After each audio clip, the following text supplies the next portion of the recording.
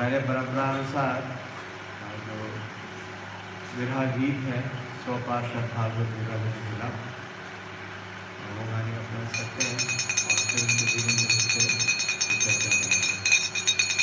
श्री श्री जगन्नाथ बलदेव सुभद्रा जी की जय। श्री नरसिंहदेव भगवान की जय। श्री श्री निताय गौर सुंदर की जय। श्री गोविंद घोष तिरुभावती महामहोत्सव की जय। जय अनिल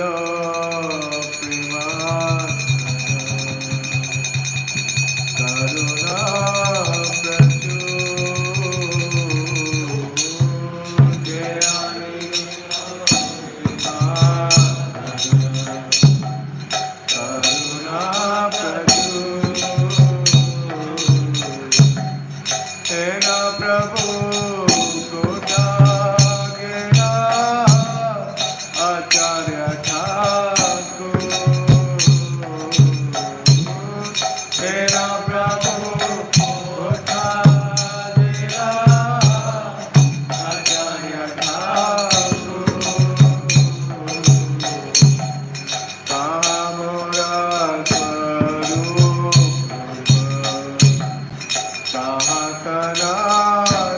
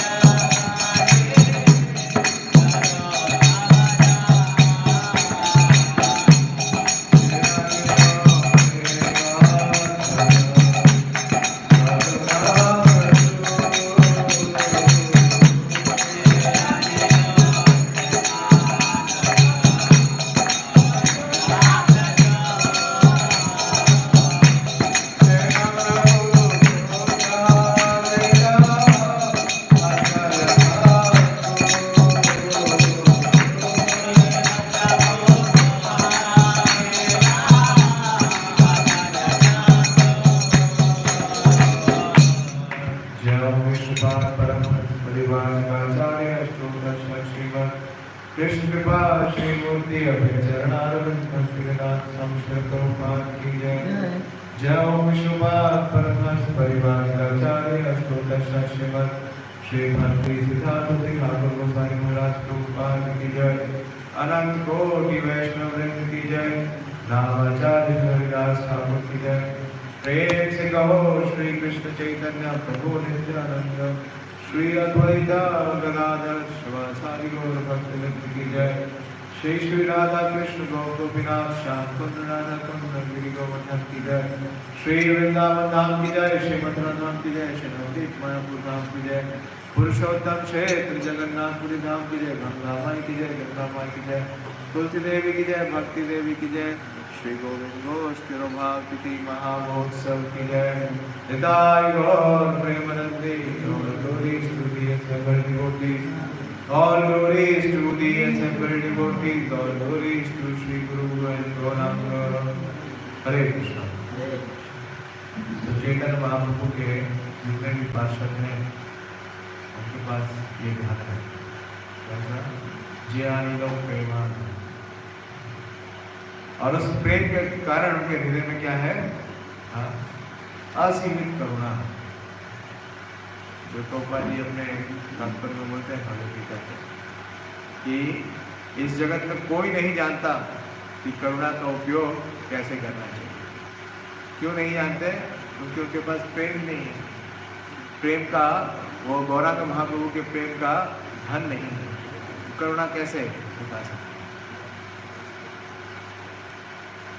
तो उनके जीवन चरित्र बहुत ही विशेष है, बहुत विशेष शिक्षा चैतन्य महाप्रभु अपने पार्षदों के मार्फत, अपने पार्षदों के माध्यम से सारे जगत को क्या कर रहे हैं?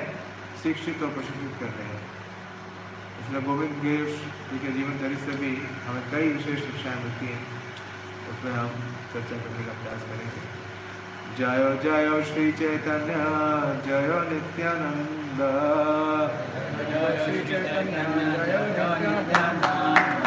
जय अद्वैता चंद्र जय गौर भक्त वृंदा।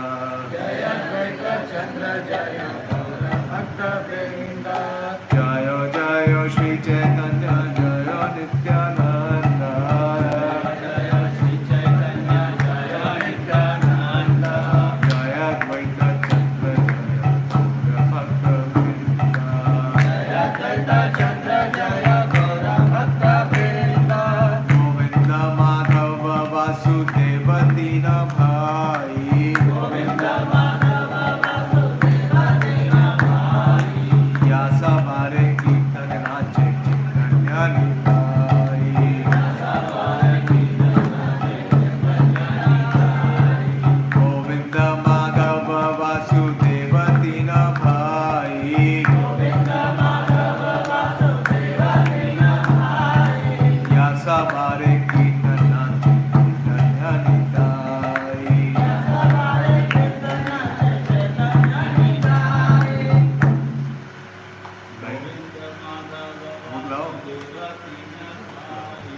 गोविंद माधव वासुदेव दीन भाई। या सवारे कीर्तन नाचे चैतन्य निताई। बोलिए, पैर गाइए।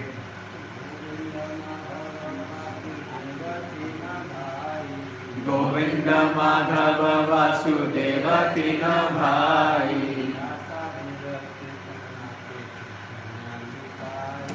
या सवारे कीर्तन नाचे चैतन्य निताई।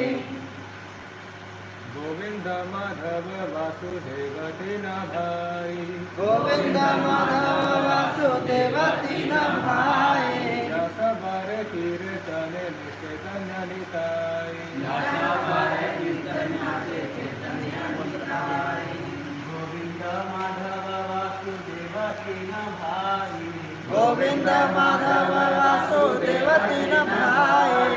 या सवारे कीर्तन नाचे चैतन्य निताई। या सवारे कीर्तन नाचे चैतन्य निताई। हरे कृष्ण। तो ये श्री चैतन्य चरितामृत आदि लीला अध्याय 10।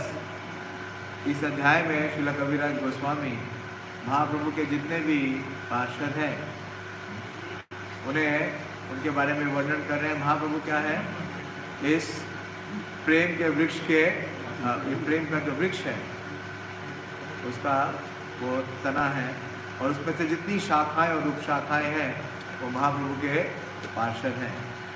तो इन तीनों भाइयों के बारे में बताइए। तीनों क्या है, ये तीनों भाई हैं, गोविंद, माधव और वासुदेव, तीनों भाई।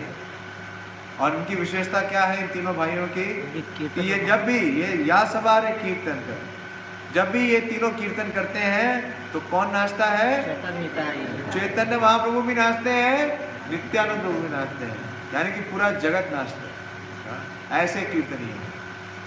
इसका शब्द अर्थ इस प्रकार है, गोविंद, बोलिए गोविंद, गोविंद, माधव, माधव, माधव, वासुदेव, वासुदेव, वासुदेव, वासुदेव, तीन भाई, तीन भाई, तीन भाई, तीन भाई, या सवार, जिनके कीर्तने, संकीर्तन करने में, नाचे, नृत्य करते हैं, चैतन्य निताय, चैतन्य महाप्रभु और नित्यानंद प्रभु।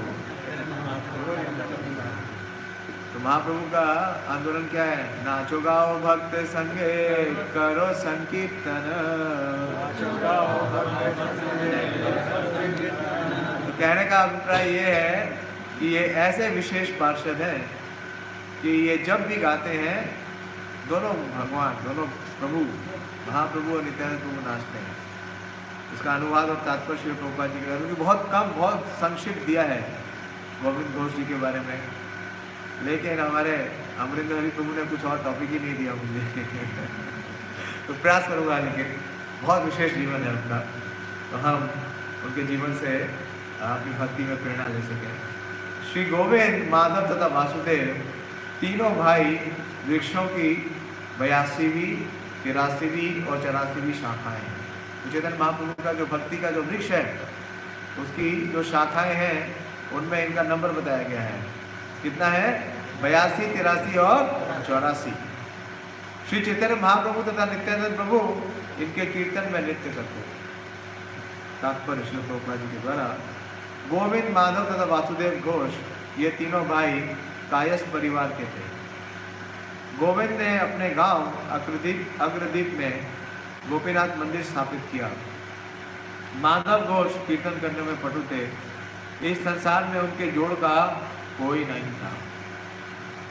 कीर्तन करने में इन तीनों भाइयों के बराबर कोई और नहीं था। ये वृंदावन के गायक के रूप में विख्यात थे और श्री नित्यानंद प्रभु को अत्यंत प्रिय थे। कहा जाता है कि जब तीनों भाई संकीर्तन करते थे तो श्री चैतन्य महाप्रभु तथा नित्यानंद प्रभु भाव विभोर होकर तुरंत नाचने लगते थे। गौर गणोदेश दीपिका 188 के अनुसार तीनों भाई पूर्व जन्म में कलावती, रसोल्लास तथा गुणतुंग नामक गोपियां थे, जो विशाखा गोपी द्वारा रचित गीतों को गाती थी। ये तीनों भाई उन 7 मंडलियों में से एक थे जिन्होंने जगन्नाथपुरी में रथ यात्रा उत्सव में महाप्रभु में सम्मिलित होने पर कीर्तन किया था। इनकी मंडली के मुख्य नर्तक वक्रेश्वर पंडित थे। इसका स्पष्ट वर्णन मध्य लीला अध्याय 13 श्लोक 42-43 में मिलता है। यहाँ श्रील प्रभुपाद जी का जो अनुवाद है वो समाप्त हुआ। ओम अज्ञानतिमिरान्धस्य ज्ञानाञ्जनशलाकया चक्षुरुन्मीलितं तस्मै श्रीगुरवे नमः। श्रीचैतन्यमनोभीष्टं स्थापितं येन भूतले स्वयं रूपा मह्यं ददाति स्वपदान्तिकं। वन्देऽहं श्रीगुरो श्रीयुतपदकमलं श्रीगुरो वैष्णवांश्च श्रीरूपं साग्रजातं सहगणरघुनाथान्वितं तं सजीवं साद्वैतं सावधूतं परिजनसहितं कृष्णचैतन्यदेवं श्रीराधा कृष्णपादान् सहगणललिता श्रीविशाखान्वितांश्च। हे कृष्ण करुणा सिंधु दीनबन्धु जगत्पते गोपेश गोपिकाकान्त राधाकान्त नमोस्तुते। तप्तकाञ्चन गौरांगी राधे वृन्दावनेश्वरी कृष्णानुसुते देवी प्रणमामि हरिप्रिये वाञ्छाकल्पतरुभ्यश्च कृपा सिन्धुभ्येव च पतितानां पावनेभ्यो वैष्णवेभ्यो नमो नमः। जय श्री कृष्ण चैतन्य प्रभु नित्यानंद श्री अद्वैत गदाधर शिवासादि गौरभक्तवृंद। हरे कृष्णा कृष्णा कृष्णा हरे हरे, हरे राम राम राम हरे हरे। नमो विष्णुपादाय कृष्णप्रेष्ठाय भूतले श्रीमते भक्तिवेदांत स्वामिनिधि नामिने। नमस्ते सारस्वते देवे गौरवाणी प्रचारिणे निर्विशेष शून्यवादी पाश्चात्यदेशधारिणे। मुखं करोति वाचालं पापं न जायते गिरिं कृपापहारं। तो इन तीनों भाइयों का वर्णन श्री कृष्णदास कविराज गोस्वामी लिख रहे हैं और बता रहे हैं कि ये 82, 83 और 84वीं शाखा। तो जितने भी महाप्रभु के इस चैतन्य वृक्ष की शाखाएं हैं या उप शाखाएं हैं, उनकी बहुत ही महिमा है, बहुत विशेष महिमा है, इसीलिए उनका वर्णन है। और उनकी क्या महिमा है विशेष रूप से कविराज गोस्वामी बोलते हैं, एक एक शाखार शक्ति अनंत महिमा सहस्त्र वदने यार कीते नारसिंहा। कि जो एक एक शाखा है महाप्रभु के इस प्रेम के वृक्ष की, इस कल्पतरु की जो वृक्ष है, उसकी जो शाखा है, उनके पार्षद, शाखा कौन है? उनके पार्षद, उनके संगीगण। संगो क्या है? संगोपांग शास्त्रादि पार्षदम। महाप्रभु के शस्त्र क्या है? उनके पार्षद। और उन पार्षदों की कितनी शक्ति है, ये बहुत विशेष है। क्योंकि महाप्रभु कोई आयुध लेके नहीं है, वो तो क्या लेके आए? हरिनाम का आयुध लेके। और उन्होंने क्या किया कि जो जीव है उसका उद्धार किया, संहार नहीं किया। भक्त बहुत अच्छा बोले थे, महाप्रभु का जो जीवन है वो परित्राणाय साधुनाम परित्राणाय च दुष्कृताम। उन्होंने विनाश नहीं किया। परित्राणाय साधुनाम परित्राणाय च दुष्कृताम कैसे किया? क्योंकि सांगोपांग अर्थ पार्षदम। तो एक एक जो इनकी शाखा है उसकी अनंत महिमा है कि हजारों मुखों से भी अगर उनका ही वंदन किया जाए, उनका गुणगान किया जाए, यारा दीते नारसिंहा, तो भी संभव नहीं है। तो मेरे लिए क्या संभव होगा कि मैं गोविंद घोष जी के जीवन चरित्र का गुणगान कर सकूं। लेकिन उपस्थित सभी भक्तों से मैं आशीष की कामना करता हूँ। आप सब मुझे आशीष दीजिए कि यथासंभव जो मैंने श्रवण किया है या जो अध्ययन किया है वो प्रस्तुत कर सकूं अपने शुद्धिकरण के लिए और आपकी प्रसन्नता के लिए। और ये बात जितने भी वैष्णव आचार्य हैं वो इस बात को अनुमोदित करते हैं, इस बात को बड़ी प्रमुखता से लिखते हैं। चैतन्य महाप्रभु के एक और पार्षद हुए, चैतन्य महाप्रभु के पार्षद नहीं हुए, चैतन्य महाप्रभु के पार्षद के भक्त हुए। नाम जानते हैं आप? श्री देवकीनंदन ठाकुर। वो बोलते हैं, ब्रह्मांड तारिते शक्ति धरे जने जने वेद पुराण गुण गाए जीव सुने महाप्रभु रे गण सब पतित पावन। तो महाप्रभु के जो गण है, महाप्रभु के जो पार्षद हैं, वो उनके पास कितनी शक्ति है। हाँ, क्योंकि अभी कविराज गोस्वामी लिख रहे हैं इसी अध्याय में कि उनकी जो शक्ति है उसका वर्णन नहीं किया जा सकता और उनकी महिमा का भी वर्णन नहीं किया जा सकता। तो देवकीनंदन ठाकुर अपने इस गीत में लिख रहे हैं, वो बोल रहे हैं कि ब्रह्मांड तारिते शक्ति धरे जने, कि महाप्रभु के एक एक पार्षद के पास इतना महाप्रभु का सशक्तिकरण है, इतना उनको एम्पावर किया है महाप्रभु ने कि वो कितने ब्रह्मांड तार सकते हैं? अनंत कोटि ब्रह्मांडों को तार सकते हैं। हम प्रभुपाद जी को भी देखते हैं, क्या उनका प्रणाम होता है? पाश्चात्य देश तारे। तो ब्रह्मांड तारिते शक्ति धरे जन जने यही वेद पुराण गुण गाए जीव सुने। तो वेद और पुराण के गुण गाते हैं और हम जैसे जीव क्या करें? सुने, श्रवण करें। तो श्रवण के द्वारा क्या हो सकती है, ऐसे वैष्णव आचार्यों की सेवा की जा सकती है। और श्री वृंदावन दास ठाकुर चैतन्य भागवत में लिखते हैं, तुम्हारे आज्ञा एक एक सेवक तुम्हार, अनंत ब्रह्मांड पारे करीते उद्धार। कि एक एक जो महाप्रभु का सेवक है उसके पास भी इतनी शक्ति है कि तुम्हारे आज्ञा एक एक सेवक तुम्हार, अनंत ब्रह्मांड पारे करीते उद्धार। चलो भक्ति दास ठाकुर चैतन्य भागवत का अनुभाषण देते हैं और बोलते हैं कि by your order each and every one of your servants can deliver. और भक्ति सिद्धांत सरस्वती ठाकुर के आदेश पे श्रील प्रभुपाद जी ने इस पूरे जगत को विस्तार करने का पूरा संपूर्ण उपाय कर दिया। निश्चित हो कि जो भी बोला गया है हमारे शास्त्रों में, जो चैतन्य महाप्रभु के पार्षदों के बारे में बोला गया है, वो कितना प्रासंगिक है, कितना व्यवहारिक है। और क्या करते हैं, कैसे ये ब्रह्मांड में उतारते हैं, ये भी बड़ा विशेष है।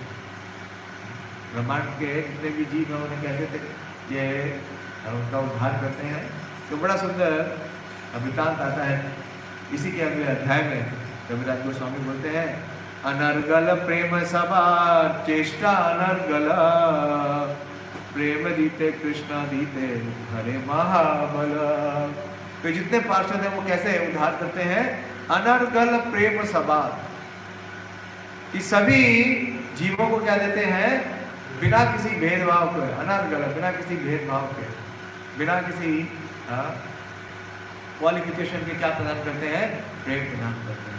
अनर्गल प्रेम सवार और चेष्टा अनर्गल, और ऐसी विशेष चेष्टाएं करते रहते हैं कि किस प्रकार से इस ब्रह्मांड में, इस भौतिक सृष्टि में फंसे हुए जितने भी अनंत कोटि जीव हैं उनको बाहर निकल जाए। तो इस प्रकार से उनकी जो ये सशक्तिकरण है चैतन्य महाप्रभु का, जो प्रेम का उनके हृदय में एक प्रवाह है, उस प्रवाह से वो क्या करते हैं, इस पूरे जगत को डुबा देते हैं। तो कहने को बहुत है, इसके दो उदाहरण मैं देता हूँ। अनर्गल प्रेम क्या है, कोई उदाहरण बताएंगे आप में से, कोई उदाहरण बताना चाहेगा कि कैसे महाप्रभु के पार्षदों ने इस जगत में जीवों को प्रेम प्रदान किया? एक उदाहरण मैं देता हूँ आपको। आपने प्रभुपाद जी का तो उदाहरण बताइए। माइक है तो माइक ये महाप्रभु के पार्षदों ने किस प्रकार से अनर्गल प्रेम दिया, कि जो कि संभव नहीं किसी और के लिए। महाप्रभु के एक पार्षद थे, महाप्रभु के और नित्यानंद प्रभु के, उनका नाम है अभिराम गोपाल ठाकुर। सुना है आपने नाम अभिराम गोपाल ठाकुर? और उनके पास क्या था, एक चाबुक था, हंटर, जय मंगल। और क्या करते थे, जिससे भी उस जय मंगल से पीट देते थे उसे प्रेम प्राप्त हो जाता था। और वर्णन आता है कि श्रीनिवास आचार्य को भी उन्होंने उस चाबुक से प्रेम प्रदान किया। और सारंग ठाकुर ने क्या किया कि एक मृत व्यक्ति को क्या कर दिया, टच कर दिया और उसको जीवित कर दिया और उसे कृष्ण प्रेम से पूरित कर दिया। तो इस प्रकार से महाप्रभु के जितने भी पार्षद हैं, अरे अनंत इसका वर्णन है, उन सब के अंदर इतनी विशेष क्या है, सशक्तिकरण है। इसलिए विशेष रूप से श्रील भक्ति विनोद ठाकुर जैव धर्म में एक बहुत ही सुंदर वृत्तांत लिखते हैं। क्या बोलते हैं, एकांत सरल भावे भज गौर जना। बोलिए, एकांत सरल भावे भज गौर जना, तबे पाई बे भाई श्री कृष्ण चरण।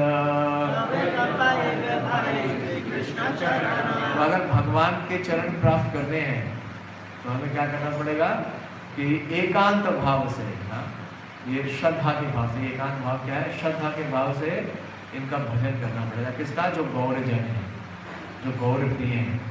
और भजन कैसे करना है कि उनका जो गुणगान है उसे सुनना है और उसका वर्णन करना है। गौर जन संग करे गौरंग बलिहारी, अचिरे पाई बे भाई नाम प्रेम धन।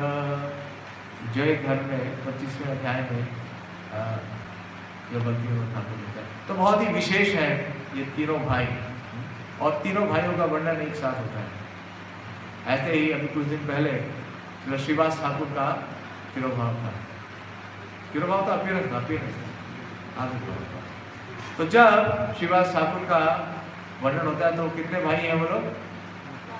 4। श्रीवास और नाम कौन कौन जाता है बताइए? श्रीवास के 3 और भाई हैं वो कौन है?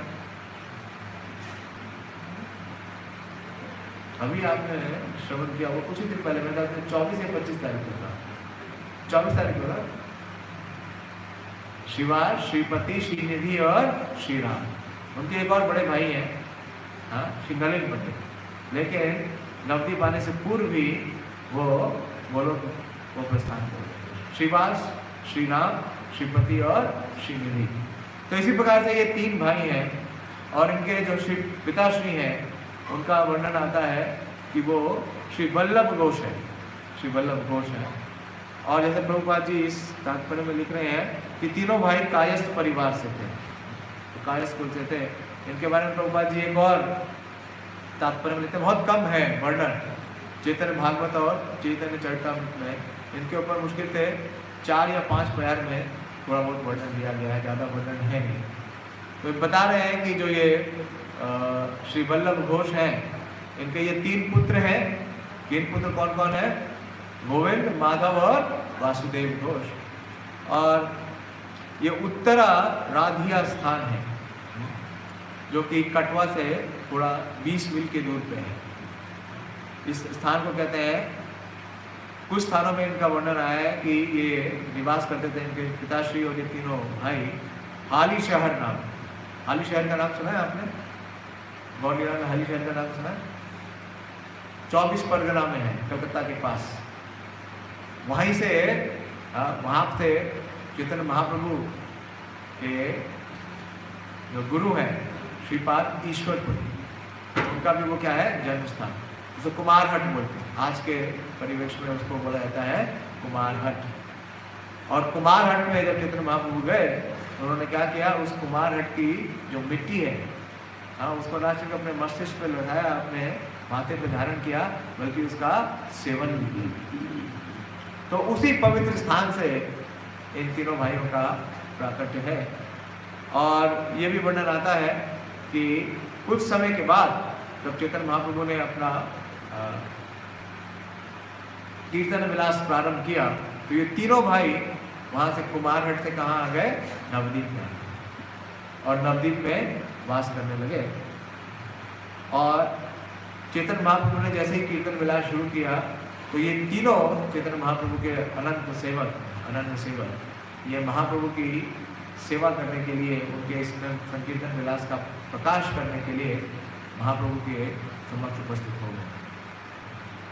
गोविंद माधव घोष ए वासु घोष, तीन भाई ने कीर्तन प्रभु पाए ना संतोष। तो महाप्रभु जब कीर्तन करते थे तो ये 3 विशेष रूप से गाते थे, और जब ये तीनों गाते थे तो महाप्रभु को क्या होता था? बहुत ही विशेष संतोष होता था।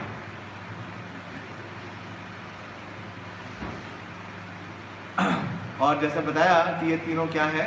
ये तीनों वास्तव में जो व्रजलीला है, श्री जगन्नाथ बलदेव सुभद्रा जी की जय, श्री नरसिंह भगवान की जय, श्री गौरीताई की जय, गुरु परंपरा की जय। तो ये जो तीनों भाई हैं ये वास्तव में ये श्रीमती राधा रानी के ही विस्तार है। भक्ति सांस्कृतिक ठाकुर अपने एक अन्य भाषण में बोलते हैं कि ये तीनों साधारण कीर्तनिया नहीं है। कीर्तन तो बहुत से भक्त करते हैं, प्रयास करते हैं, लेकिन ये बहुत विशेष कीर्तनीय है। क्यों? क्योंकि ये श्रीमती राधा रानी के अपने निजी विस्तार। तो भक्ति सांस्कृतिक ठाकुर लिखते हैं कि ये आशय विग्रह है माधुर्य रस के ब्रजभूमि।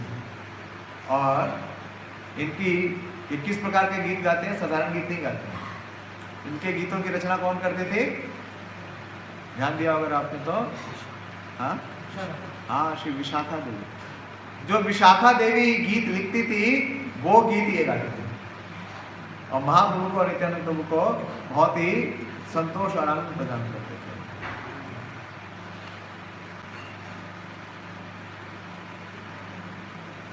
और वृंदावन, इसलिए इनका जो गायन है वो कौन सा गायन है? वृंदावन गायन है। यहाँ करे न वृंदावन गायन, नित्यानंद स्वरूपे महाप्रियतम। और माधव घोष विशेष रूप से उनके बारे में बताया जाता है कि जब चैतन्य महाप्रभु ने अपना संकीर्तन विलास प्रारंभ किया, तो संकीर्तन विलास प्रारंभ किया तो कहाँ पे प्रारंभ किया? हाँ, शिवास आंगन में। शिवास आंगन में क्लोज डोर्स में। ऐसा नहीं था, नगर संकीर्तन नहीं शुरू किया वहाँ, नगर संकीर्तन बाद में किया। सबसे पहले कहाँ किया? कॉन्फिडेंशियल, अपने विशेष अंतरंग भक्तों के मध्य में। और उस संकीर्तन में सबको जाना संभव नहीं था, अलाउड नहीं था। तो उस हेडक्वार्टर में जब संकीर्तन चालू किया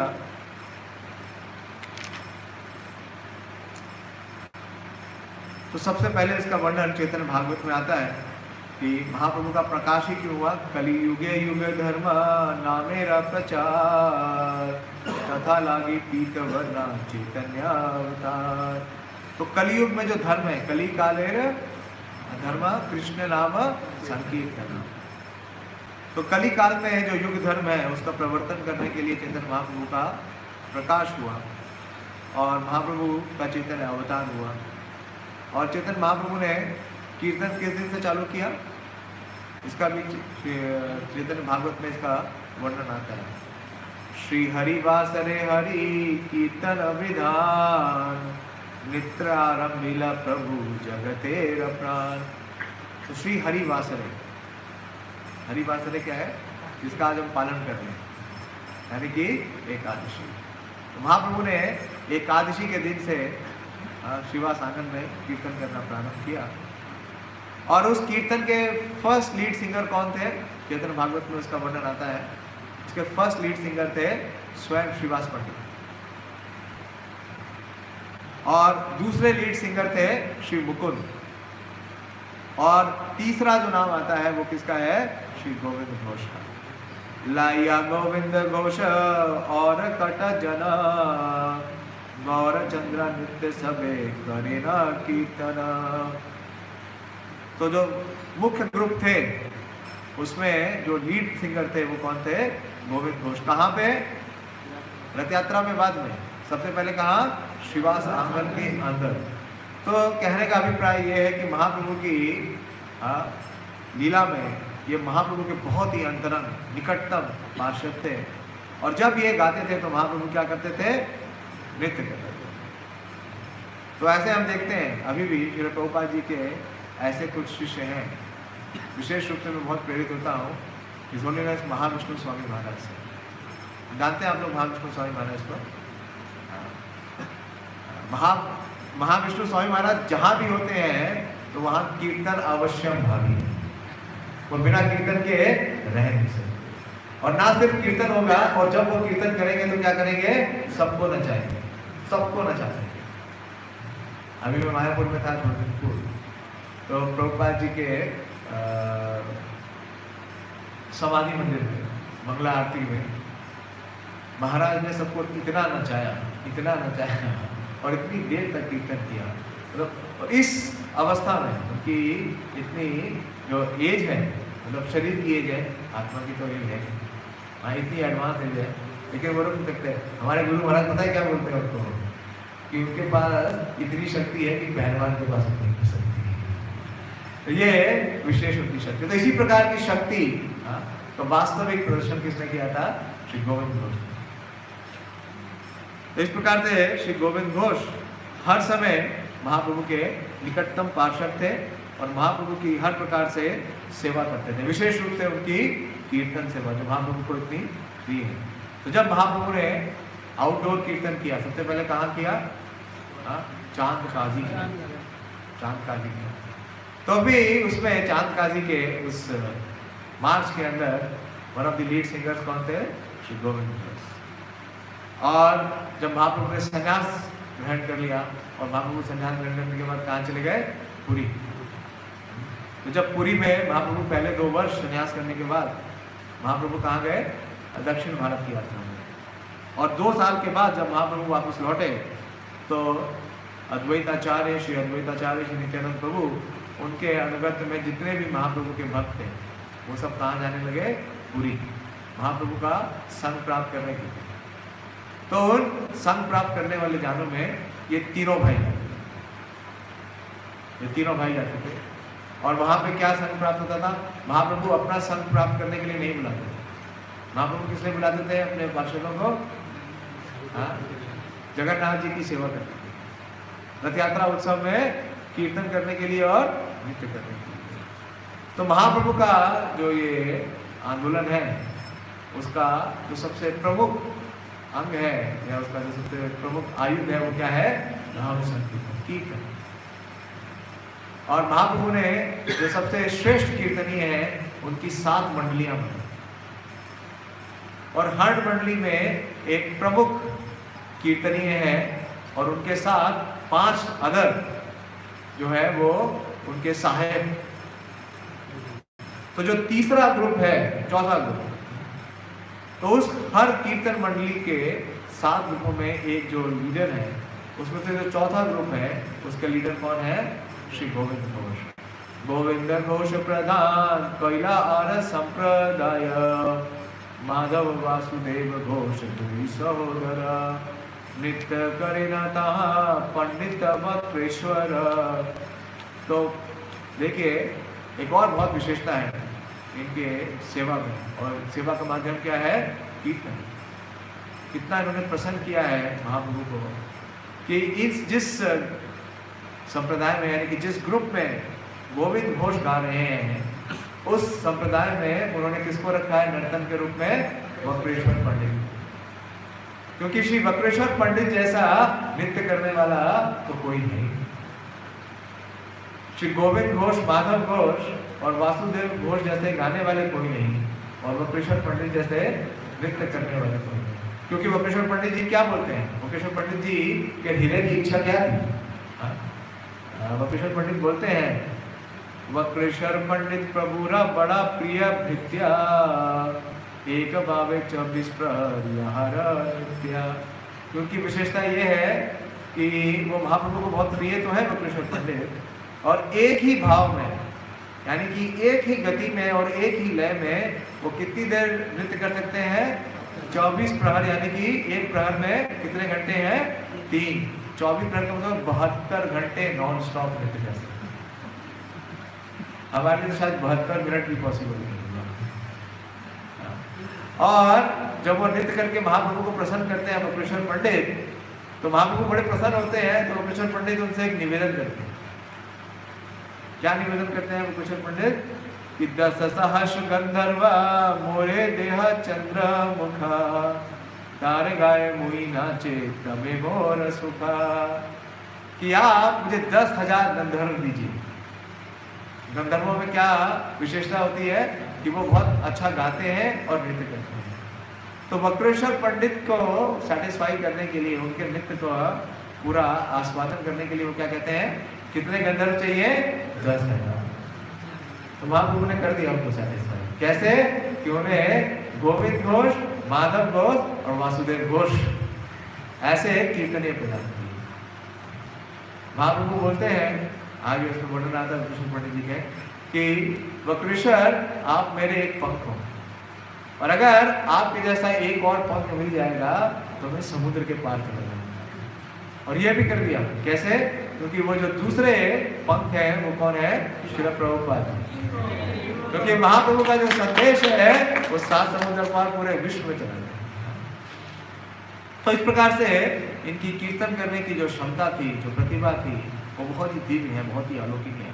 और महाप्रभु को अपने कीर्तन के माध्यम से ये हमेशा प्रसन्न करते थे। तो जब महाप्रभु विराज रहे थे पुरी में, हर साल ये सारे भक्त आते थे और महाप्रभु का सानिध्य प्राप्त करते थे, और रथ यात्रा में बहुत ही उत्साह और उमंग के साथ नृत्य करते थे, कीर्तन करते थे। तो सारे वहाँ के जो पूरी वासी है वो विस्मित हो जाते थे। यहाँ तक कि महाराज प्रताप रुद्र भी जब ये नृत्य देखते थे तो बोलते थे कि ऐसा अलौकिक नृत्य और कीर्तन मैंने कभी नहीं देखा। तो इस प्रकार से सारे भक्त लोग आने लगे। तो ऐसा अभियान 2 साल चला। पहले 2 साल महाप्रभु कहाँ पे गए? दक्षिण भारत की यात्रा पे। और अगले 2 साल तक महाप्रभु के पार्षद आ गए कहाँ? पुरी, उनका संग प्राप्त करते हैं। लेकिन महाप्रभु के हृदय की इच्छा क्या थी? वो कहाँ जाना चाहते थे? वृंदावन। लेकिन वृंदावन जा नहीं पाए।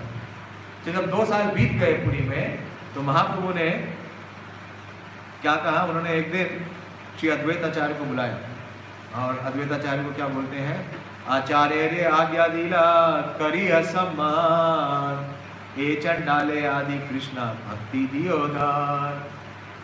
तो महाप्रभु हमेशा अद्वैताचार्य को बहुत ही सम्मान से देखते थे, उन्हें अपने आचार्य की जो तुलना है उससे करते थे। और उन्होंने कहा, निवेदन किया कि हे अद्वैत आचार्य, आपसे मैं ये निवेदन करता हूँ कि आप सभी को क्या प्रदान करें, कृष्ण भक्ति प्रदान करें। अचंडाले आदि कृष्ण भक्ति दियो दान, कि जो चंडाल भी है, यानी कि जो निम्न कुल में है, भगवान क्या बोलते हैं, माँ भी पार्था विपाश्रित्या ये सियो पाप योनिया स्त्रियो वैश्यो तथा शूद्र देवी यान्ति मनाम कर। तो उसको कैसे व्यवहारिक करें, उसके लिए चैतन्य महाप्रभु ने ये आज्ञा दी थी अद्वैताचार्य को। लेकिन उन्होंने ये नहीं कहा कि आना मत, बोले जाइए और भक्ति दीजिए, भक्ति का दान दीजिए। लेकिन उन्होंने फिर नित्यानंद प्रभु को बुलाया, लेकिन करके सबको बुलाते हैं। नित्यानंद प्रभु को बोले, और नित्यानंद आज्ञा दिले यहाँ गौड़ देश, अनर्गल प्रेम भक्ति करिया प्रकाश। और नित्यानंद प्रभु को कहा कि आप भी जाओ और गौड़ देश में विशेष रूप से अनर्गल प्रेम भक्ति, पागलपन की जो प्रेम की भक्ति है वो प्रदान करिए। और एक और इंस्ट्रक्शन दिया जो अद्वैताचार्य प्रभु को नहीं दिया। क्या बोला, प्रतिवर्ष नीलाचले तुमी नासिबे, गौड़ रहे मोर इच्छा सफल करिबे। तो बोला कि आपका आना एंट्री बैन, एंट्री बंद, कहाँ नहीं आ सकते, नीलाचल नहीं आइए। प्रतिवर्ष नीलाचले तुमी नासिबे, जैसे हम सब लोग सब मायापुर जाना चाहते हैं, गौर पूर्णिमा का उत्सव आता है तो सारे भक्त सारे मंदिर खाली हो जाते हैं, सब कहाँ जाना चाहते हैं, मायापुर। तो वहाँ पर गुरु महाराज मिल जाए, बोले अरे सुनो मायापुर नहीं आ सकते। या पहले जब हम वृंदावन जाते थे तो महाराज से डरते थे, सब बचते थे। क्यों? क्योंकि अगर महाराज देखने के तो बुला के पूछते हैं क्यों आए हो, वापस कब जा रहे हो। नित्यानंद प्रभु को बोला कि आप इधर नहीं आना नीलाचल, और कहा रहो गौड़ देश रहे मोरे इच्छा सफल करीबे, कि मेरी जो इच्छा है कि सबको ये कृष्ण प्रेम प्राप्त हो, आप प्रदान कीजिए। तो जब नित्यानंद प्रभु जाने लगे तो नित्यानंद प्रभु के 3 पार्षद, नित्यानंद प्रभु को 3 पार्षद दिए महाप्रभु ने वापस लौटने के लिए। उसका वर्णन चैतन्य चरितामृत में आता है, रामदास माधव और वासुदेव घोष, प्रभु संगे रहे गोविंद पाए संतोष। तो दोनों भाइयों को तो किक आउट कर दिया, किस किस को, वासुदेव को और मुकुंद को ना, गोविंद को नहीं किया। ये रामदास माधव और वासुदेव घोष, इन सबको भेज दिया नित्यानंद प्रभु के साथ। ये रामदास कौन है, वही अभिराम गोपाल जय मंगल वाले अभिराम ठाकुर। उनकी एक और विशेषता है, वो क्या है कि अगर वो किसी को प्रणाम करते हैं तो उसका हरि बोल हो गया। अगर वो शुद्ध भक्त नहीं है तो, शुद्ध भक्त है तो कोई समस्या नहीं। अगर वो कपटी है या दिखावटी है तो उसका हरि बोल। यहाँ तक कि अगर शिला भी है, अगर शिला क्या है, प्रमाणिक नहीं है तो शिला भी फट जाती है। इसलिए नित्यानंद प्रभु के जितने भी पुत्र आए उनको वो प्रणाम करने जाते थे और उन सबका हरि बोल हो जाता था। तो जानवा माता ने कहा कि इनको आने मत देना। तो एनीवे, लेकिन प्रभु संगे रहे गोविंद पाइए संतोष। लेकिन महाप्रभु ने इन्हें अपने पास ही रखा। अपने पास इसलिए रखा क्योंकि इनकी सेवा भी बहुत ही विशेष थी। ये महाप्रभु की हर प्रकार की सेवा करते थे। और 2 वर्ष जब बीत गए तो सबको तो महाप्रभु ने लौटा दिया जो लोग पुरी आए थे, और माधव घोष भी चले गए और वासुदेव भी चले गए। लेकिन गोविंद घोष महाप्रभु का संग प्राप्त कर रहे थे, सानिध्य प्राप्त कर रहे थे, उनकी सेवा कर रहे थे। तो अब महाप्रभु का क्या गंतव्य था, वृंदावन जाना। महाप्रभु चले पुरी से वृंदावन जाने के लिए, और जब वो जा रहे थे तो जाते जाते एक स्थान पे पहुंचे जो कि कटवा के निकट है, जिसका नाम है अग्रदीप। तो महाप्रभु का निकटतम सानिध्य प्राप्त था और उनकी सेवा करे थे, हर प्रकार की सेवा करते, बहुत अलर्ट थे। आपने देखा? हाँ, जो फर्स्ट क्लास सर्वेंट है वो क्या करता है, मास्टर के बिना डिमांड या डिजायर किए हुए वही चीज़ प्रस्तुत करता है जो वो चाहता है। तो महाप्रभु को वहाँ के जितने वैष्णव थे उन सब ने आमंत्रित किया और बहुत ही सुंदर प्रीति भोज दिया।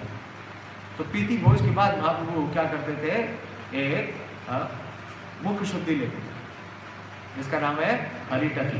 सुना है? हरिटकी। तो हरिटकी के लिए उन्होंने गोविंद को बोला कि हरिटकी ले आओ, और जैसे ही महाप्रभु ने बोला हरिटकी ले आओ, गोविंद ने अपनी जेब से हरिटकी निकाली है महाप्रभु। तो ये क्या है, हम लोग सोचते हैं फर्स्ट क्लास सर्विस है। सर्वेंट क्या है, वो पहले से प्रिपेयर्ड है कि मास्टर मांगे उससे पहले ही उन्होंने क्या किया, उसे पेश कर दिया, प्रस्तुत कर दिया। लेकिन ये देख करके महाप्रभु बहुत गंभीर हुए और महाप्रभु ने पूछा कि ये तुम्हारे पास हरिटकी आई कैसे, तो अपनी जेब में लगी क्यों घूम रहे? तो गोविंद घोष ने कहा कि मुझे पता था क्योंकि आपने सवेरे भी हरिटकी मांगी थी, तो मैंने उस हरिटकी अपने पास रख ली। तो महाप्रभु बड़े महाप्रभु में बड़ा क्रोध आ गया और वो गोविंद को प्रताड़ित करने लगे, बोलने लगे गोविंद तुम मेरे साथ चलने के योग्य नहीं। ऐसा एक और वृत्तांत देखते हैं जिसमें इनके जीवन में दो है, एक नहीं दो। हाँ, सनातन गोस्वामी के साथ सनातन गोस्वामी का जो सेवक था उसने क्या किया था कि जो स्वर्ण मुद्रा है, क्या नाम था उसका, ईशान। ईशान नाम है। ईशान ने क्या किया था कि 7 स्वर्ण मुद्राएं अपनी जेब में रखी और सनातन गोस्वामी को बताया। सनातन गोस्वामी ने क्या कहा, वृंदावन नहीं गया, मना कर दिया। और ऐसा ही प्रसंग, बिल्कुल एग्जैक्टली सेम प्रसंग आता है श्री वृंदावन दास ठाकुर की जीवन में। जब नित्यानंद प्रभु कहाँ पहुंचे, बेनूर। राम हरि चक्रवर्ती वहां के जमींदार थे और नित्यानंद प्रभु के वो पार्षद थे, सेवक थे। तो वहां जब उनकी आतिथ्य किया गया तो वृंदावन दास ठाकुर उनके संग में थे और उन्होंने भी जब हरिटकी मांगी नित्यानंद प्रभु ने तो तुरंत हरिटकी दी। तो क्या किया महाप्रभु ने, गोविंद घोष को कहा कि तुम जो है इस संन्यास आश्रम के योग्य नहीं। महाप्रभु का तो सबसे बड़ी शिक्षा क्या है, महाप्रभु रे सभी गणे वैराग्य प्रधान यहाँ देखी प्रीति हारा गौर भगवान।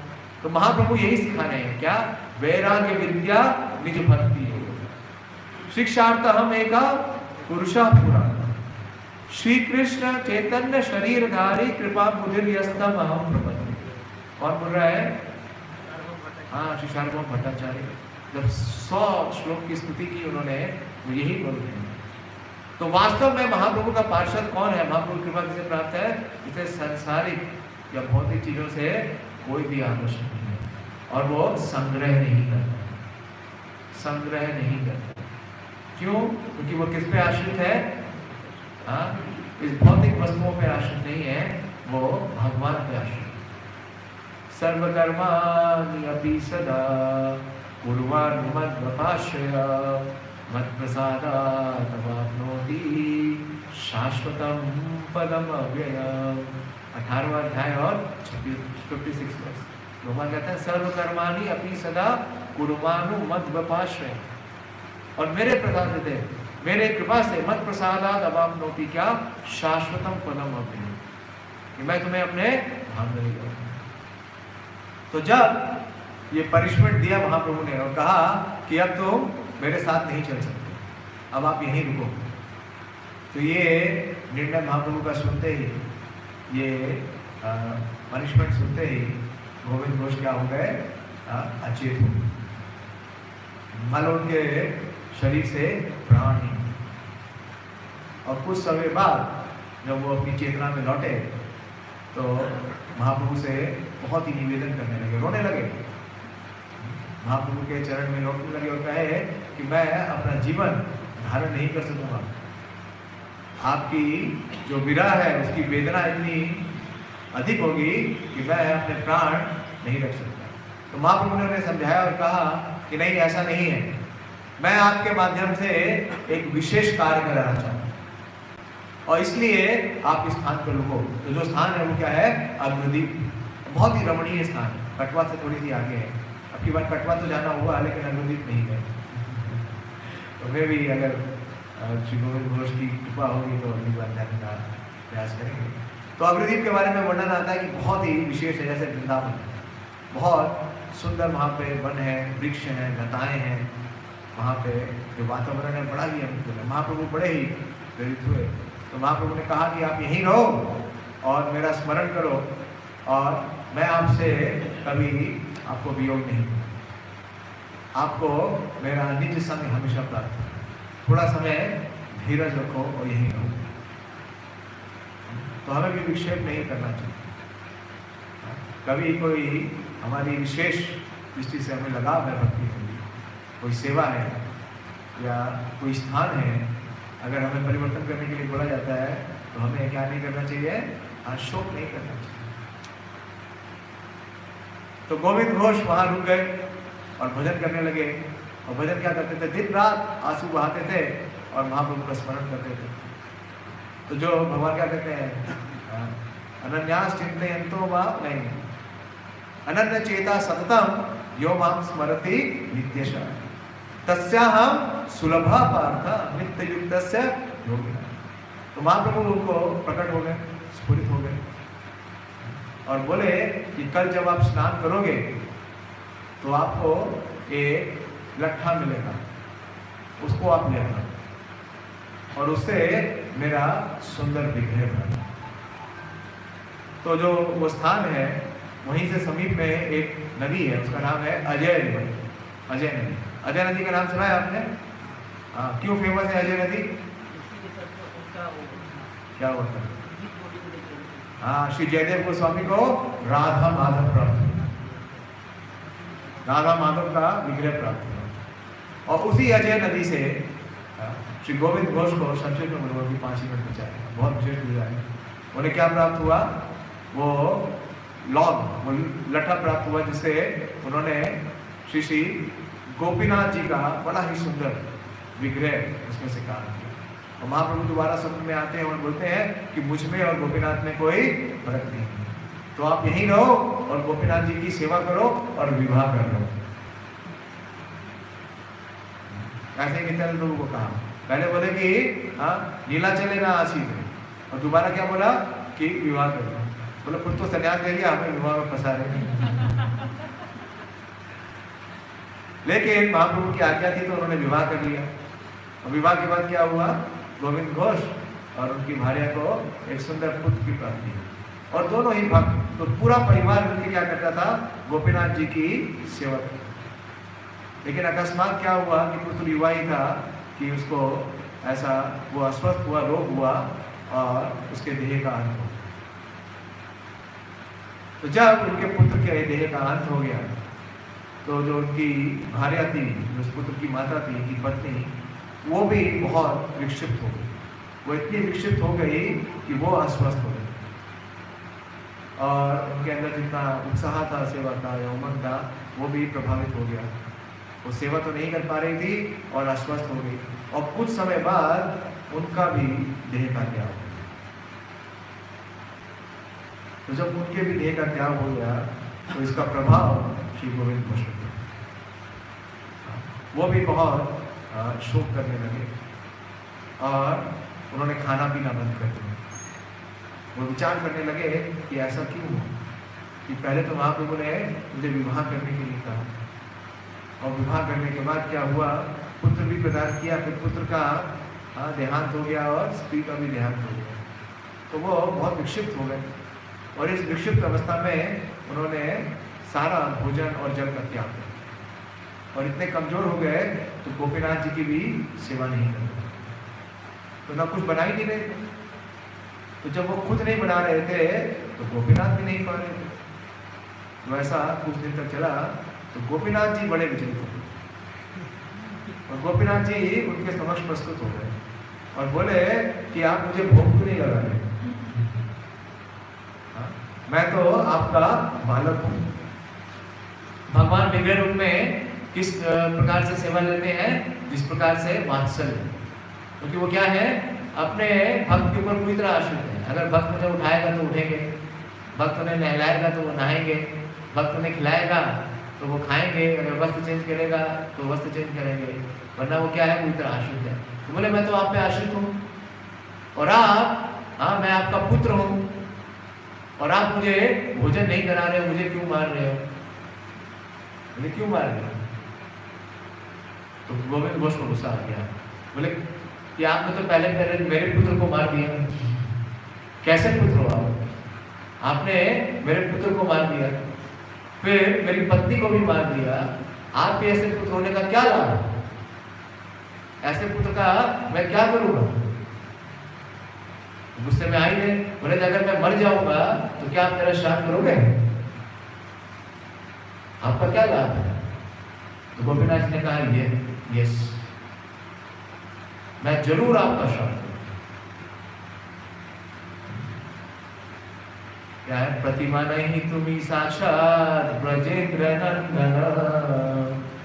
तो वो प्रतिमा नहीं थी गोपीनाथ जी, कौन थे? स्वयं ब्रजेंद्र नंदन, स्वयं चैतन्य महाप्रभु थे। और उनके प्रेम को क्या कर रहे थे? टेस्ट कर रहे थे।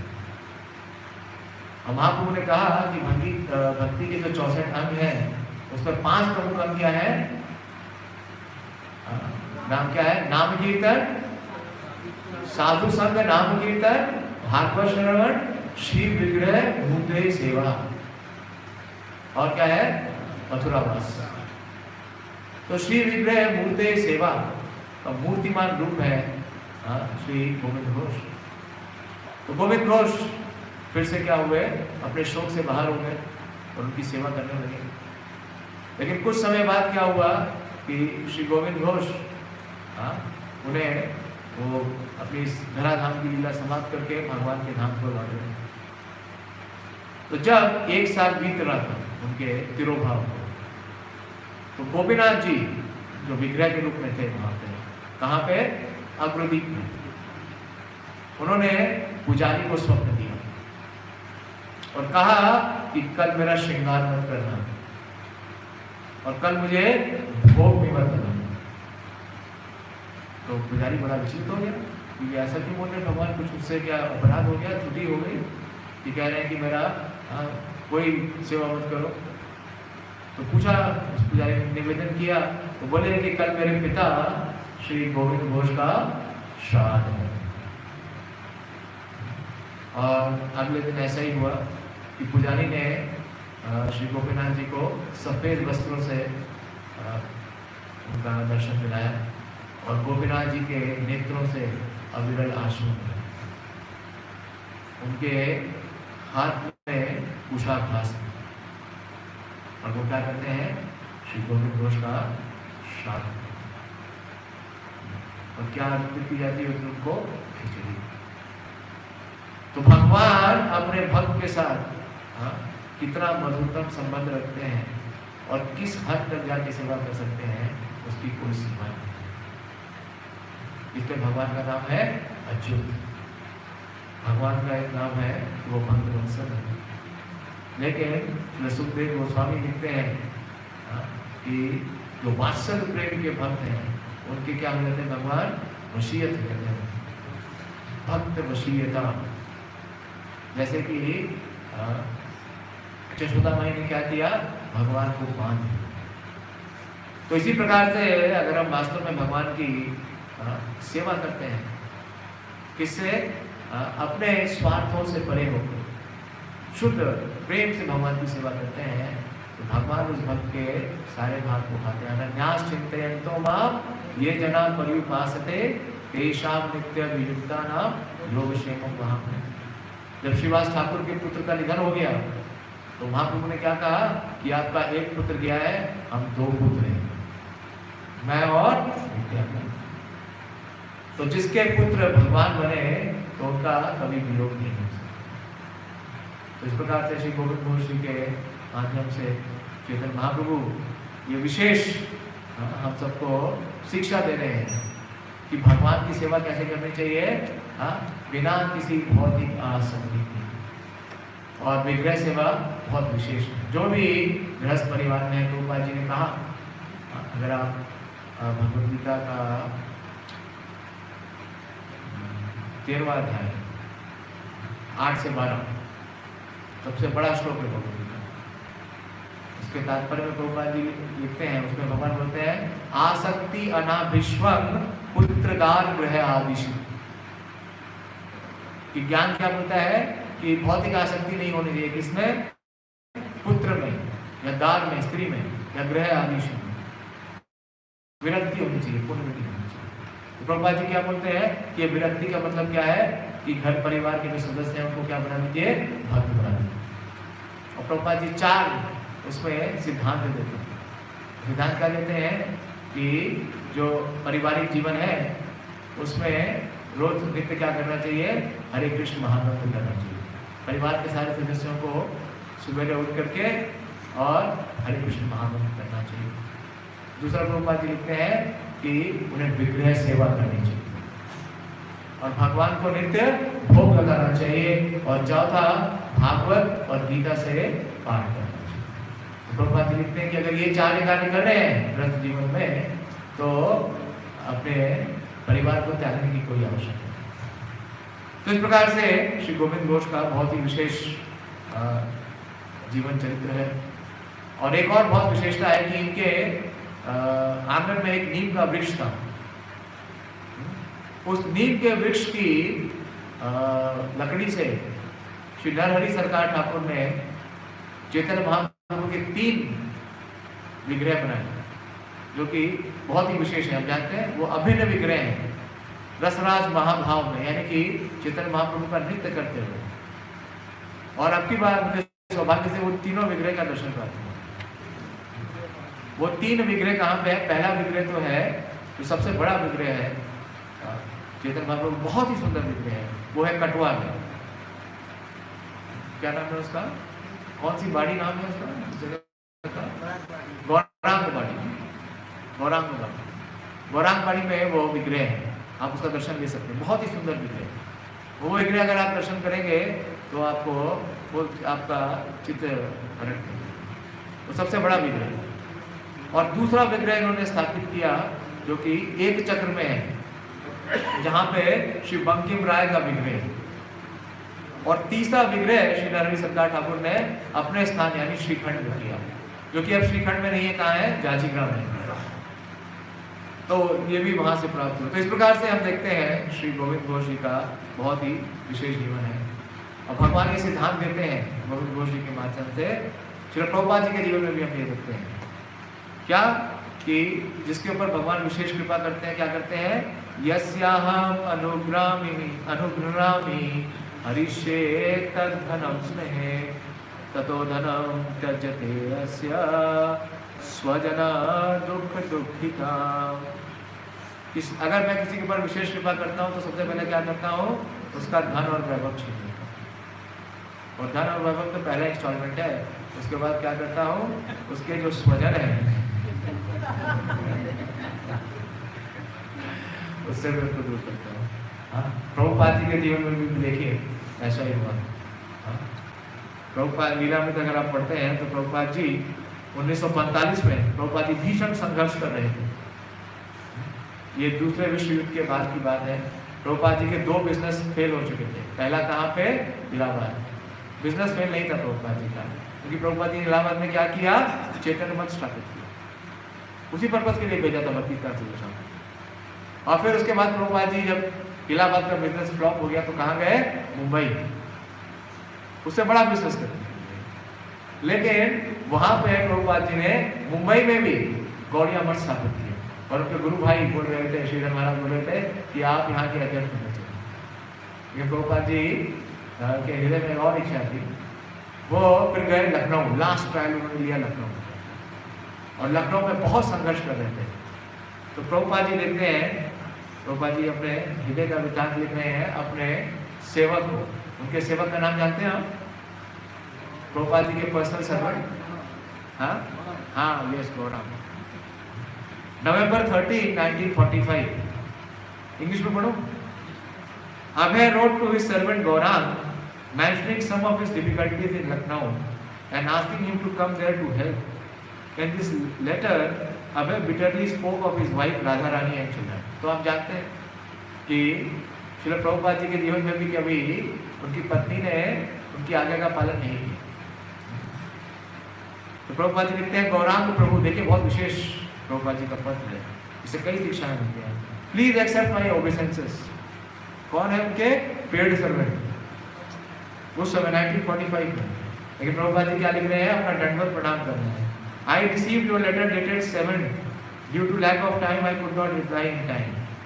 आई stay here alone with some servant. Servant का मतलब है जो उनके कर्मचारी थे, जो उनके व्यवसाय देते थे.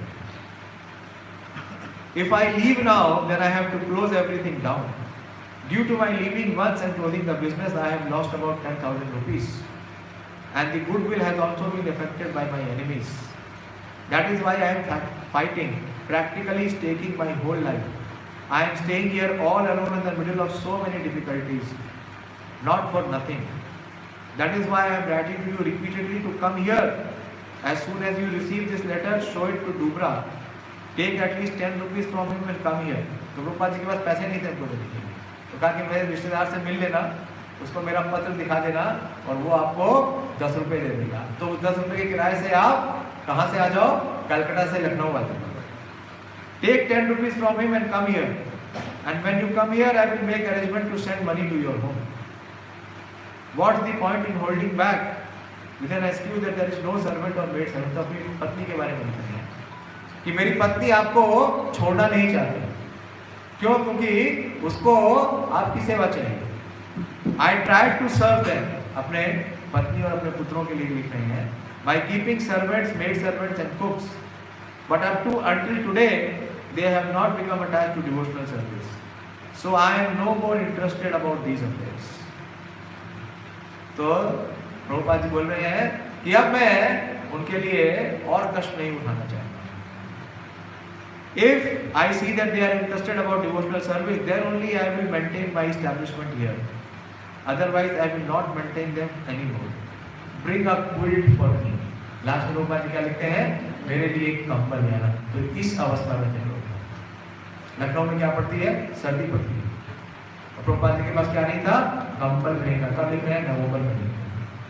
तो प्रभुपाद जी ने भी, प्रभुपाद जी अपना वृंदावन भजन लिखते हैं 1959 में, जब वृंदावन में थे. तो वो यही अवस्था में थे. क्या कि जो पत्नी है और पुत्र है, उन्होंने जो बिजनेस बनाया उसका नाम लिखा गौर मोहन डे एंड सन्स. लखनऊ का जो बिजनेस था वो गौर मोहन डे या गौर मोहन अभय चरण डे एंड सन्स के नाम से स्थापित किया. लेकिन जब उन्होंने अपने पुत्रों को कहा कि तुम कलकत्ता छोड़ के मेरे पास आओ और मेरी सहायता करो, तो उन्होंने क्या किया, इनकार कर दिया. और उनकी पत्नी ने उसको गौरांगों को भी नहीं छोड़ा. क्यों? क्योंकि अगर गौरांग यहाँ आ जाता तो गृह कार्य उन्हें करना पड़ता. तो इसलिए श्री गोविंद घोष जी के माध्यम से चैतन्य महाप्रभु दो प्रमुख शिक्षाएं दे रहे हैं. प्रमुख शिक्षा क्या है, इस संसार के प्रति आसक्ति नहीं होनी चाहिए जब तक कि परिवार वाले क्या ना हो, भक्त ना हो.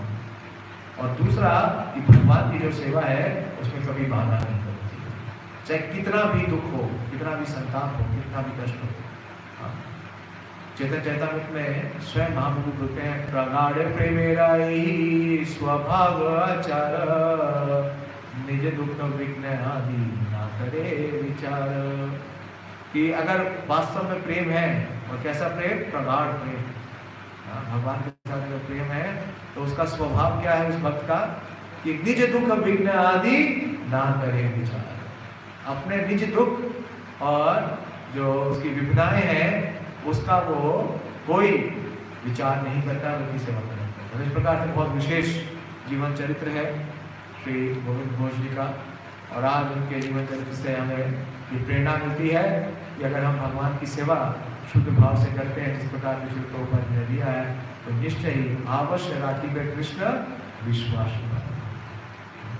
हम ये प्रार्थना करें श्री गोविंद घोष जी के जीवन चरित्र से, उनसे उनके चरणों में, कि हम भी उनकी तरह ही चैतन्य भक्ति कर सकें। श्री गोविंद घोष तिरुभाव भक्ति महामहोत्सव की जय। उपस्थित सभी भक्तवृंद की जय। निताय गौर प्रेमानंद। हरे कृष्ण। थोड़ा ओवर टाइम हो गया, क्षमा चाहता हूँ। हाँ पूछिए।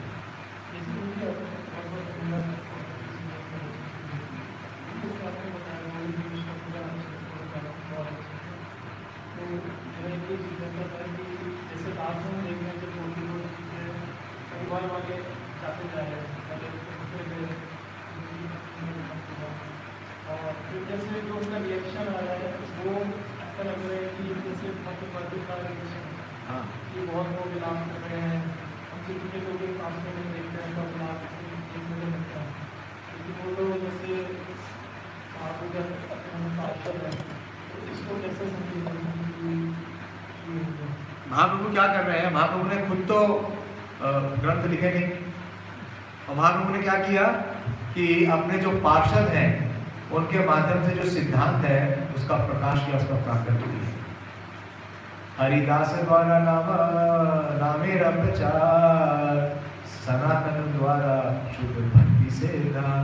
तो एक एक पार्षद से उन्होंने एक एक जो प्रिंसिपल है, जो सिद्धांत है, उसका प्रकाश किया। तो लेकिन देखिए एक सामान्य दीप क्या करता है, वो दोबारा से भगवान की सेवा में अनुरक्त होता है क्या? नहीं। तो ये फर्क है, ये प्रभुपाद जी लिखते हैं एक तात्पर्य में, अगर आप कुंती महारानी की शिक्षाएं पढ़ेंगे, कुंती महारानी का जो वृत्तांत करता है तो वो बोलती है ना कि क्या है वो, कि मुझे दुख दो, क्या है वो, विपदा संतुता शाश्वत तत् तत्र भवतो दर्शनम यत्सा अपुनर्भव दर्शनम। तो प्रभुपाद जी लिखते हैं उसके तात्पर्य में कि एक सामान्य व्यक्ति अगर उसके जीवन में विपदा आएगी तो वो क्या हो जाएगा? तो निराश हो जाएगा, हताश हो जाएगा, वो ड्रग एडिक्ट हो जाएगा। आप देखो संसार के लोग क्या करते हैं, जिसकी माँ छूट गई, जिसका भाई छूट गया, बहन छूट गया, पत्नी छूट गई, पुत्र छूट गया, धन छूट गया, तो वो क्या करता है? नशा करता है। तो क्या भगवान की सेवा करता है? नहीं करता है। ये सिद्धांत हम सबको प्रेरित करने के लिए कि किसी भी अवस्था में, इसलिए क्या है? अहेतु की अप्रतिहता यह आत्मा सुप्रसिद्ध। तो उसका व्यवहारिक जो प्रकाश है वो कैसे है? वो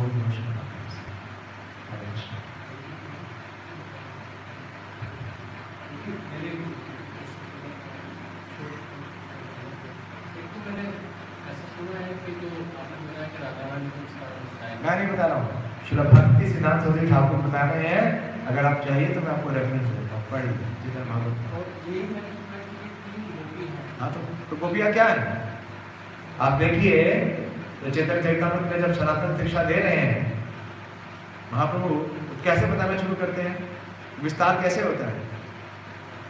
हाँ, श्रीमती राधा रानी से, और राधा रानी से फिर हाँ गोपियाँ हैं, और गोपियों से क्या है? महिषियाँ हैं, और महिषियों से क्या है? लक्ष्मियाँ हैं। तो समस्या क्या है? हाँ, लेकिन ये कौन से विस्तार है? क्रोध है ना, विस्तार तो हम भी है, लेकिन हम स्वांश है, विभांश है, विभांश है, विभांश है। तो एक तो कॉन्फिडेंशियल है, और दूसरे इंटरनल है, और दूसरे क्या है? एक्सटर्नल है। तो हम इंटरनल है क्या? अभी बने नहीं, हो सकता है आप बच जाए।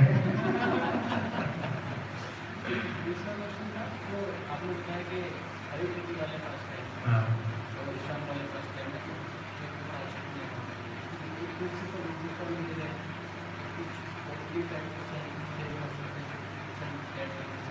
वो भी उस अवस्था के लिए 25% है, वो बताया। प्रभुपाद जी भी अपने कई तात्पर्य में लिखते हैं कि एटलीस्ट 50% डोनेट करना चाहिए। लेकिन महाप्रभु के पार्षद, आपने वासुदेव दत्त का नाम सुना? वासुदेव दत्त वो कितना स्पेंड करते थे? 100%। इसलिए महाप्रभु को चिंता हो गई। महाप्रभु ने क्या किया? शिवानंद सेन को उनका कंसल्टेंट बनाया, फाइनेंशियल प्लानर। क्योंकि गृहस्थ आश्रम में क्या करना पड़ेगा? इमरजेंसी के लिए कुछ रखना पड़ेगा, ठीक है। लेकिन महाप्रभु के जो पार्षद है, अभी उनका उनके जो जीवन चरित्र है, प्रभुपाद जी लिखते हैं कि renunciation is the life sustaining principle. हाँ, रिनंसिएशन अगर आप उस बयान पढ़ेंगे, महाप्रभु के भक्त जने वैराग्य प्रदान किसके लिए बोलते हैं? पता है किसके प्रसंग में बोला है? श्री रघुनाथ दास गोस्वामी, जो कि प्रयोजन आचार्य हैं, जिनके वैराग्य की कोई सीमा नहीं। लेकिन महाप्रभु उन्हें भी प्रेरित कर रहे हैं, बड़े प्रसन्न हो गए। तो वो उस अवस्था में अभी हमारी अवस्था कितनी है, हमारा भगवान को सेंटर कितना परसेंट है, कितना परसेंट है, उतना ही छोड़ पाएंगे ना।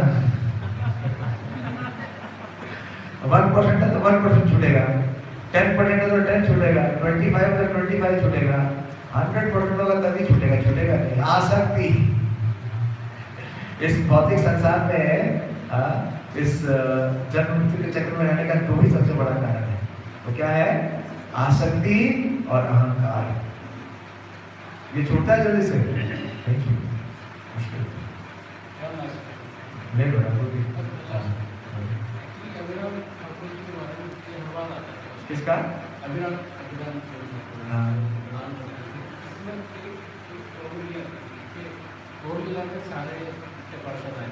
हाँ, गौरलीला में सारे उनके पार्षद महाप्रभु के साथ आए। तो ये आता है कि उन्होंने बुला के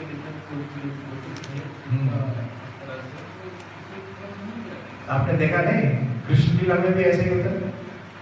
कृष्ण लीला में कृष्ण के पूर्व, बलराम जी के आविर्भाव के पूर्व कितने लोग आए, कितनी संतानें हुई, देवकी की और कंस की, और तीन सातों का क्या हो गया? अंतकाल हो गया, श्राप था। तो ऐसे ही कुछ श्राप होगा, आप अपनी बुद्धि से नहीं समझ सकते। तो देवकी के घर में ऐसे कैसे संतान आ गई? आप भी अगर प्रश्न को एक्स्ट्रापोलेट करोगे, जिसको कि देवकी और जो वासुदेव है मतलब शुद्ध भक्त है। तो बाद में भी तो ऐसा हुआ, नित्यानंद प्रभु के जो कुछ पुत्र थे वो क्या हुए, उन्होंने नित्यानंद प्रभु का जो निर्देश है उसका पालन नहीं किया, अद्वैताचार्य के पुत्र भी ऐसे।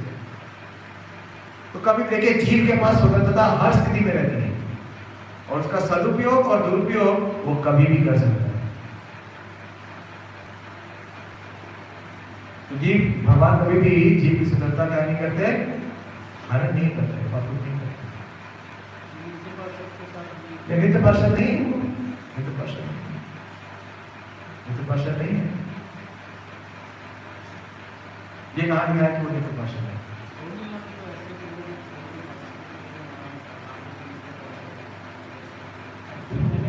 देखना पड़ेगा कहाँ लिखा है, देखना पड़ेगा, विचार करना। ठीक है। श्री गोविंद और स्थिरोभाव महामहोत्सव की जय, श्री चैतन्य चरितामृत की जय, श्री प्रभुपाद की जय, उपस्थित सभी भक्तजन की जय। आज भी अग्रदीप में आज भी बहुत बड़ा श्राद्ध सेरेमनी उत्सव होता है, और उस उत्सव में हजारों लोग आते हैं, और उनका श्राद्ध कौन करता है? गोपीनाथ जी। तो ये ग्लोरी है श्री गोविंद घोष। कोई पुत्र के लिए संभव है? आपने सुना आज कि आज से 500 वर्ष पूर्व कोई पूर्वज से उनका श्राद्ध हो रहा है? नहीं संभव। हरे कृष्ण।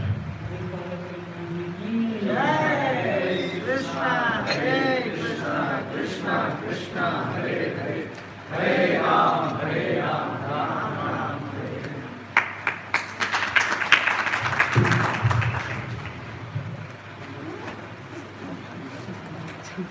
क्या नाम है?